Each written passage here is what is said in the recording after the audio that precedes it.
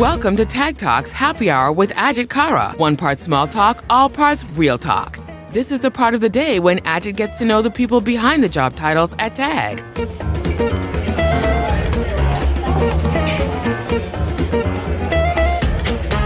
Hello, my name's Ajit Kara. I'm the CEO of Tag Americas, and welcome to my happy hour. I decided to do this happy hour because, as I think many people have heard me say before, I believe the biggest asset for Tag is our people. And I want to do a series of conversations to sort of get underneath the skin and see what makes folks tick. I'm joined today by my producer, as always, Kaylie Stansfield. Hi, Kaylie. How you doing? Oh, you were going to call me Stacey. I heard it. I was. I was trying to backtrack out of that one, but you caught me. No, I heard it. Better than Kaylie, though. Don't go there. I don't have anything against Kylie's, by the way. It's just not my name. No, but I think I called you Kaylie for the first year that we worked with each other. It might have been longer, actually, but you're forgiven. Well, anyway, talking about great names, today I'm joined by Liz Loewenstein. I hope I said that right, Liz. You did. Perfect. She's our senior transcreation manager, and she's decided to join me in my podcast. Liz, welcome to my podcast. Cheers. Thank you. Have a sip of your white wine. It's a bit cold, that one, wasn't it? Delicious. Excellent. I like a nice glass of wine. Liz, thank you. You've come a bit far today, so you're not via the tri-state area. Where did you come from today? Correct. I am from Nashville, Tennessee. We're living there now. Oh, wow. Yeah. That wasn't where you grew up, though, was it? No, born and raised in beautiful Charlottesville, Virginia. It's a beautiful part of the world. Oh, we love it. And what made you go to Nashville? Well, we had been in Charlottesville. I had been there my whole life. And my, at the time, boyfriend, he had been there for a short stint, was unlucky in love, found me, and we decided to just pick up and move across the country. He's a recording engineer now, but at the time was in beer and wine and in the alcohol industry. All linked. Right, exactly. It was a lot of good practice, the service industry, having to make conversation, get to know what makes people tick. So he just leveraged all that, became this recording guru, and I found my place at Tag. So thank you. And that's ironic that he's a recording engineer and we are now doing this podcast. But what would he say about the acoustics here? I think this is a very pro setup. And, he'd tell me to not worry about the mic, just act talk. Natural. Yeah. But it's great. And I'm going to make a guess now. You're in Nashville and he's obviously an engineer. How kitted out is your house? It came fully equipped. Did it come fully equipped? Oh. Yes. So in Nashville, you can find a recording studio / home all in one go. So we bought it with the acoustic paneling already in. It saved us a whole lot of trouble. And works great. So also keeps the noise downstairs. So that's nice. And then Nashville, I came to see you and our client once in Nashville, which I loved. Beautiful, beautiful city. Yeah. Why Nashville when you went from Virginia to Nashville? Well, I thought it would not be a culture shock being from Virginia. I felt I got the South figured out. I know this. It's a very different brand there. It's a lot more Midwestern. So, we thought it was going to be easy transition, but it was really for the music industry and also just the opportunities for me.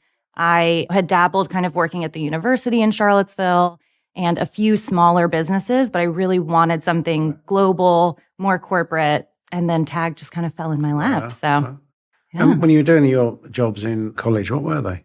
Oh my gosh. Well, I took after my parents at one point. I was in the library for a while. Both my parents are librarians. Did you have a lot of books at home? Oh, thousands. Yeah. Paradise is a kind of library, I think is the quote in our household that just sums it all up. So worked in a library. I was a barista for a short stint. Wow. Yeah. And then kind of got into the graphic design, professional stuff, So I'm going to come to two of those careers, and so I'm going to come back to the barista piece. Okay. The librarian piece. Yes. Are you a bookworm? Did it mean that you read a lot, or did it turn you off? The opposite. Yeah. I was very TV oriented. I do remember telling a kindergarten classmate that books are our friends. Please don't destroy them. But that was about my experience with books at that time. So it took me a while to get into reading, to get into all that. I have a slightly amusing story when I was embarrassed at home where I always kept all the books that I read. And when we were moving to this country, we boxed up all my books and moved them across. Yeah. Gave away the children's toys. That's how much Only the books. We moved the books. And then when we got here, I thought, well, actually, I'll just give them to charity. That's lovely. And then when we were decorating, I bought then old books. Of course. So my wife then said, so you gave away books, moved them to across, and then bought old books. That's perfect. Well, it's like in college, we used to have the frat guys before Parents' Weekend. They would bring these tubs into the library at my college, and they'd be like, hey, just whatever you can get, the oldest, the better. Just make it look distinguished. Put them in this box. We were like, what is this for? They're like, decor. Come on. Our parents are coming to town. Like, gotta soup up the frat house. Barista. Yes. So that means that you know how to make a decent cup of coffee. I do, yes. I do like I pride coffee. myself on that. I've always wondered, when you get the lovely coffee, is there a skill and a teaching to make the froth look the way that it does? Absolutely. It's like this barely a flick of the wrist, and then there's some wiggling involved. And you can do that, can you? Oh no, that was where my training ended. They were like, "You're not a latte art girl, just You just serve black coffee." Right, I'm the drip coffee. Yeah. Yes. And then the love of books, did that help? Because you're transcreation, so you know language. Where did the passion for language come in? So I got that you went into graphic design. How did that link to transcreation and languages? Yeah. Well, actually, I think the source of all the language love is from my parents. Both my parents spoke Spanish growing up in my house, so just keeping secrets from me. Right. They would try and use that. Until you understood. Yeah, exactly. So I was determined to learn what they were saying, but also just could tell that it was a whole world of, travel and different cultures. I grew up also raised Jewish, so I was used to kind of a multicultural background in that sense. Definitely different for sleepy Southern Virginia. So I was always kind of in an academic space where I knew there was a bigger outside world, and languages seemed like the way to get there. That's amazing. It makes the world a smaller place. Yeah. And I think, you mentioned that you're Jewish or brought up Jewish, but did you ever go to Israel? I did. Wow. Yeah. In college, there was actually a war going on. And nowadays, I don't know if I would do it. But back then, I was all for it. Yeah. Gung ho. Met my best friend of my life there, and she actually lives here in New York. And Wonderful. Just an incredible experience. You don't realize how it feels to belong somewhere until you're in that space and you're like, I don't have to explain anything to anyone. It's so refreshing. It's on my bucket list. Yeah. I think I may have mentioned this in a prior podcast. I'd love to go to Israel. There's so much there to see. There's so much historical relevance there. The food. And the food. And the wine now. They're bringing in some wine into the Golan Heights area. I didn't know that. Oh, yeah. Some delicious kosher wine. Right. Okay. Right. Yeah. I don't drink a lot of kosher wine. I may have to start then. It's a refined taste for sure. So back to when you were younger, and obviously you went down that path, but what did you want to be before you went down that sort of, where did you really want to go as a career as a child? Well, I guess before languages, I think the first one that I ever voiced into existence was interior design. No, well, yeah. And I can see the link, yeah. Maybe, visual, some graphic elements. Yeah, I'm such a visual person. And so bringing kind of like that beauty, obviously not what I was thinking at maybe 5, but yeah, I just loved the idea of redoing a room or picking the colors. I was not allowed to paint my room growing up. So it was like this dream of mine to be able to paint it one day. And then I got an apartment. So had to wait 21 years, but then I did it. And you painted it? Oh, yeah. What color? I hired my friends to paint it. Let me be clear. I bought the pizza and the beer. And it was a lovely, like, grayish, just like a calming. Some version of grey. Right, yeah. And then what was the other part? Because music is an influence in your life, isn't it? Oh, yes. Yeah, the opera singing. I dabbled for a while. That's so impressive. Well, it was a little children's group within this larger opera group, but they would fly in folks from out of town, larger productions to this little small, sleepy, historic area in Virginia. And we would put on, Carmen for the summer. So I couldn't tempt you to give me one line, could I? Yes, oh, no. Oh, no. Well, I got to start it in the right register. That's the only problem. I put you on the spot there. Let's get some more wine going. Okay. I'll come back. Have another sip. Have another sip. Yeah. Right, have another sip. I love opera. I don't understand a word of it, but it makes you feel something. I don't know why, but it makes you feel something. Where do you tend towards operatically? Like, are you a Wagner guy or a lighter? Probably a bit lighter, but again, my ignorance is pretty high, so I don't know what I like, but I like it when I hear it. Yep. I'm almost the same way. Yeah. There's not too much knowledge. It's just I enjoy it when it's happening. When I was at the Miserere, and I remember tears were flowing. Oh, yeah. And they weren't little tears. They were bawling And I have no idea why. It was just, and they didn't understand the song, Just but it spoke hits to you, you. and I don't understand that. So that's the beauty of opera. That's the power of music, Yeah, for sure. power of music, true. Yeah. And Nashville, obviously, that was that coincidence that you love opera and music, but Yeah. Nashville is a very music city. Oh, boy. Yes. I was surprised when I went there that that's taken as read, and I'd like some observations for you on that. But I also thoroughly enjoyed the food there. So they seem to take food and music Very together seriously. very seriously. Oh, yeah. Is that the correct observation? I would say so. Yeah. And I pride us on the Nashville hot chicken. Did you get to experience I this? did, yes. Okay. My husband is a connoisseur. Oh, wow. He will tell you, where to go, what to order. He'll take you on this journey. Yeah. We're very proud of it. So the hot chicken can't be missed.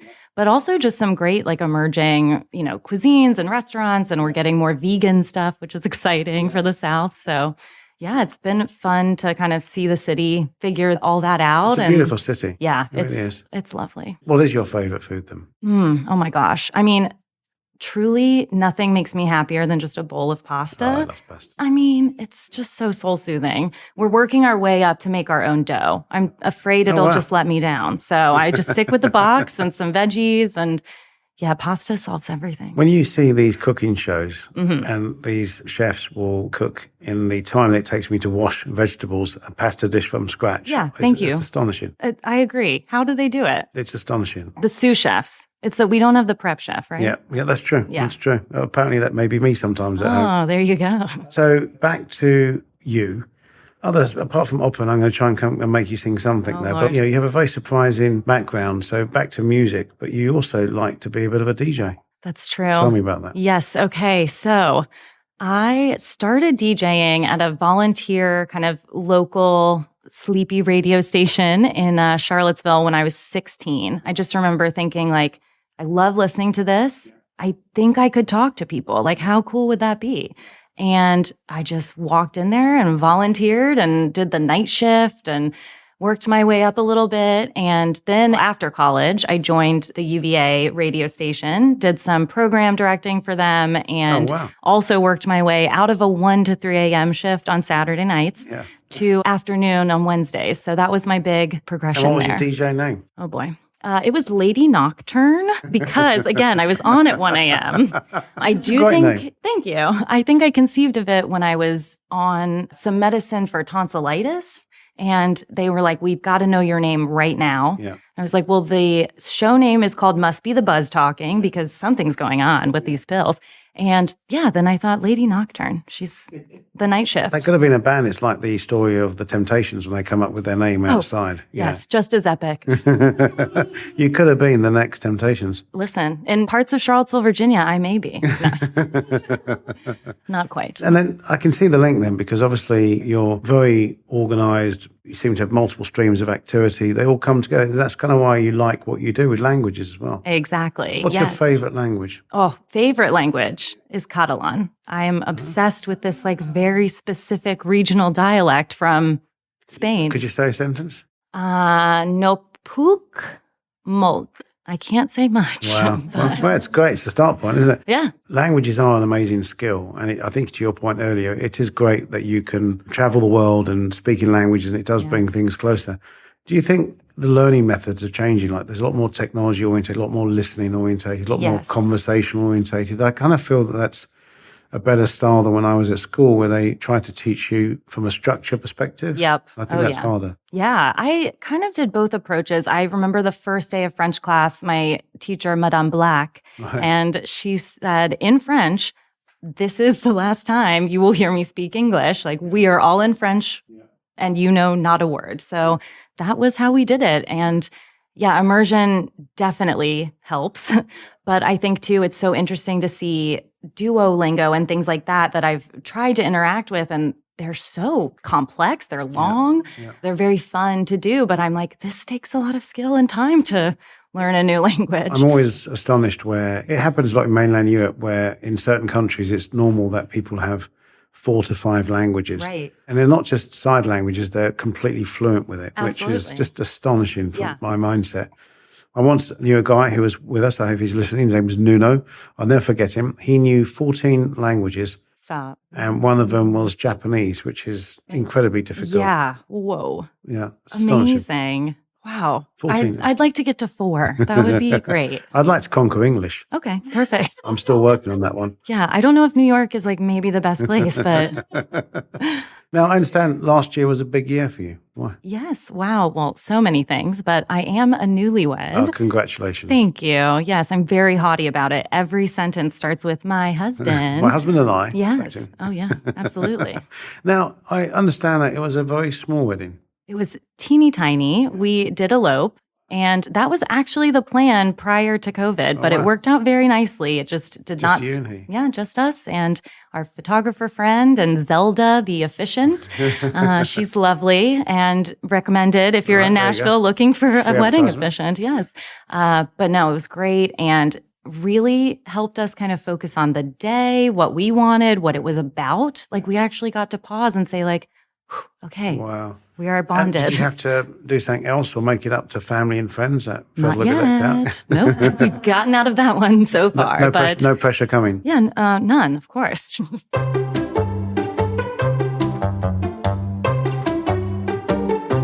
Ask Ajit anything. Well, thank you so much for a very rewarding conversation. thank you. But this is the opportunity for you now to ask me anything that you may have on your mind. Wow. And as you're doing that, I'm going to come back to see if I can tempt you to say, do an opera bit. Oh, man. Let's see.